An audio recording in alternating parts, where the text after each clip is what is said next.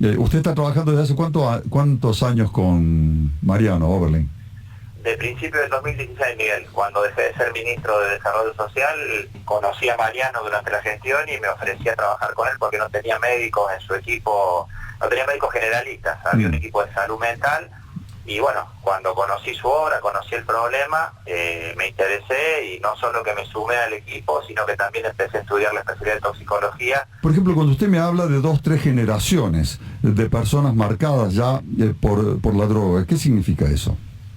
Y significa, Miguel, que cuando uno habla de drogas, primero hay que hablar de todo, ¿no es cierto? No solamente de las ilegales, que son las que motivan hoy la preocupación de mucha gente por este hecho trágico que ocurrió con un joven en Córdoba en una fiesta privada, sino también del alcoholismo, hay que hablar del tabaquismo y hay que hablar de los psicofármacos, que son gran parte del problema y que de manera vertical muchas veces se transmiten de una madre embarazada que consume alguna de estas sustancias al hijo que está gestando. Ya está demostrado científicamente que esto provoca alteraciones, y también porque lo que no se contagia, porque la adicción no es una enfermedad contagiosa, pero sí se imitan conductas, y nosotros vemos en el consultorio, y esto se lo puede evidenciar cualquier especialista que trabaje seriamente en el tema, que ya hay hijos, y en algunos casos nietos, de consumidores que tienen el hábito, creo yo, porque se imitan conductas.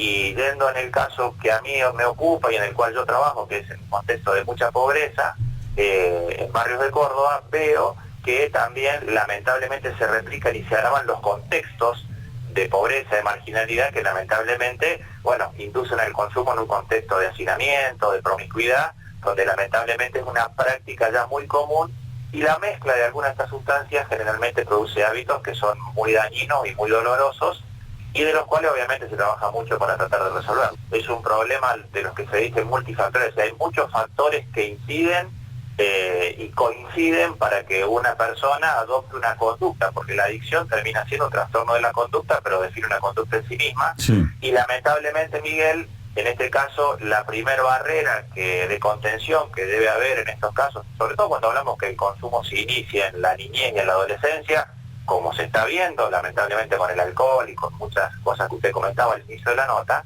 claramente la primera barrera debe ser la familia. Si la familia como tal no existe, uno ve en la composición, cuando hace la epidemiología de estos chicos que consumen, ve que justamente está fallando ese eslabón, o por ausencia de los padres, o porque generalmente el tiempo de disponibilidad de ese joven o de ese chico es en un ámbito que no es el de la escuela ni el de la familia. Ahí empiezan los problemas. El problema sigue siendo el alcohol. La iniciación de nuestros niños en la zona donde le toca trabajar sigue siendo el alcohol. Claro, Miguel, hay una clasificación de grupos, digamos, donde se trata de buscar entender la problemática del inicio del consumo. Depende de las características socioeconómicas y familiares, puede haber distintas sustancias de inicio, pero la que se replica comúnmente en todos los niveles sociales es el alcohol. El alcohol en sus distintas formas y generalmente combinado con otras sustancias, en la mayoría de los casos, porque tampoco hay una certeza absoluta, en la mayoría de los casos es la puerta de entrada para otros consumos. Claramente, Miguel, todas las drogas tienen un límite de tolerancia, es decir, para lograr el mismo efecto, claro, generalmente hay que ir subiendo la dosis. Sí. Y hoy lo que se hace también es, a la dosis de ese tóxico que es el alcohol, se le agrega o un psicofármaco, que en muchas casas de familia, hay que decirlo, está al alcance de la mano de cualquiera, y luego ya empiezan con las prohibidas. Y en muchas clases sociales más pobres, más bajas, generalmente una forma de inicio muy grave y muy complicada es la aspiración de pegamentos.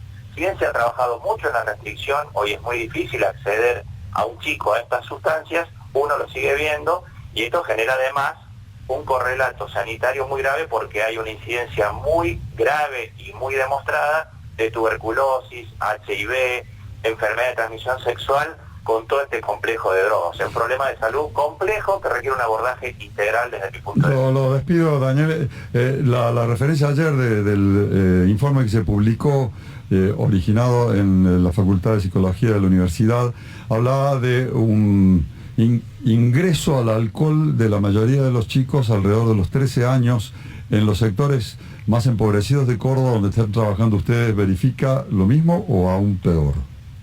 Sí, Miguel, yo creo que el alcohol de manera transversal hoy en todas las clases sociales es un iniciador y lamentablemente el inicio está siendo cada vez a edad más temprana. Hay evidencia científica, no solo este trabajo, que a mi criterio es muy serio, y hay algo muy importante, Miguel, que creo que ha cambiado y me parece que va a cambiar para bien el enfoque. La Organización Mundial de la Salud, por indicación de la ONU, hace 3 años empezó a trabajar claramente el problema de las adicciones desde una perspectiva de derechos humanos y de salud, y donde hay que tener evidencia científica para construir soluciones. Creo que ese es el camino. Bien. Y no la quimera de un mundo libre de drogas que lamentablemente sabemos que no existe.